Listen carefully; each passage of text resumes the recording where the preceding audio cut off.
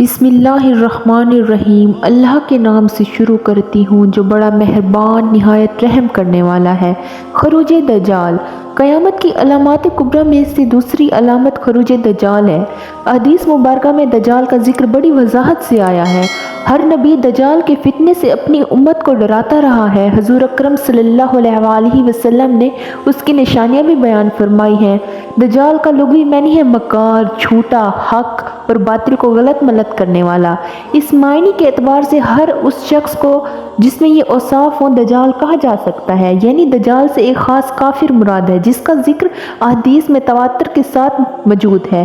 جو یہودی ہوگا، خدائی کا دعویٰ کرے گا، اس کی دونوں آنکھوں کے درمیان کافر یعنی کافر لکھا ہوا ہوگا، دائیں آنکھ سے کانا ہوگا، دائیں آنکھ کی جگہ انگور کی طرح ایک ابھرا ہوا دانہ ہوگا۔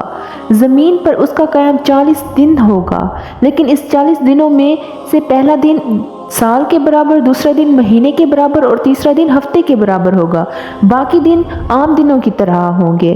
وہ لوگوں کو قتل کر کے زندہ کرے گا۔ وہ آسمان کو حکم کرے گا، آسمان بارش برسائے گا۔ زمین کو حکم کرے گا، زمین اناج دینا شروع کر دے گی۔ ایک ویرانے سے گزرے گا اور اسے کہے گا اپنے خزانے نکال، وہ اپنے خزانے باہر نکالے گی۔ پھر وہ خزانے شہد کی مکھیوں کی طرح اس کے پیچھے پیچھے چلیں گے۔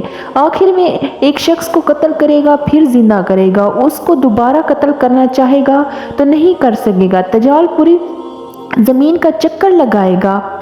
کوئی ایسا شہر نہیں ہوگا جہاں دجال نہیں جائے گا سوائے مکہ مکرمہ اور مدینہ منورہ کے۔ ان دونوں شہروں میں فرشتوں کے پہرے کی وجہ سے وہ داخل نہیں ہو سکے گا۔ دجال کا فتنہ تاریخ انسانیت کا سب سے بڑا فتنہ ہوگا۔ حضرت امام مہدی رضی اللہ تعالیٰ عنہ جب قسطنطنیہ کو فتح فرما کر شام تشریف لائیں گے، دمشق میں مقیم ہوں گے۔ شام اور عراق کے درمیان میں سے دجال نکلے گا، پہلی نبوت کا دعویٰ کرے گا، یہاں سے اصفہان پہنچے گا، اصفہان کی 70,000 یہودیوں کے ساتھ ہو جائے گا، پھر خدائی کا دعویٰ شروع کر دے گا اور اپنے لشکر کے ساتھ زمین میں فساد مچاتا پھرے گا۔ بہت سے ملکوں سے ہوتا ہوا یمن تک پہنچے گا، بہت سے گمراہ لوگ اس کے ساتھ ہو جائیں گے۔ یہاں سے مکہ مکرمہ کے لیے روانہ ہوگا، مکہ مکرمہ کے قریب آ کے ٹھہرے گا۔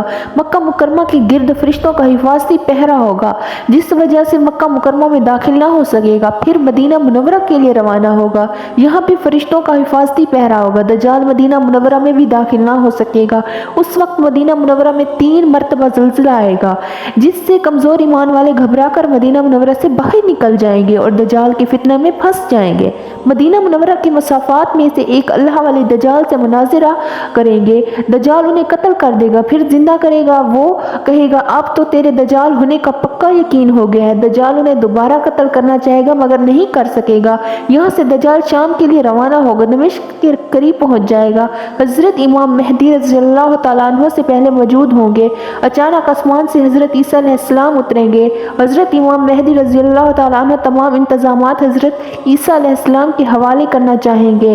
وہ فرمائیں گے منتظم ہو، آپ ہی ہو، میرا کام دجال کو قتل کرنا ہے۔ اگلی صبح حضرت عیسیٰ علیہ السلام مسلمانوں کے لشکر کے ساتھ دجال کے لشکر کی طرف پیش قدمی فرمائیں گے۔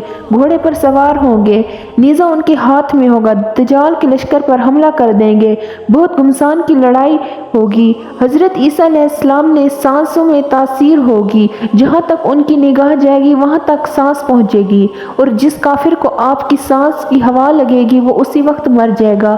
دجال حضرت عیسیٰ علیہ السلام کو دیکھ کر بھاگنا شروع کر دے گا، آپ اس کا پیچھا کریں گے اور باب اللہد پر پہنچ کر دجال کو قتل کر دیں گے۔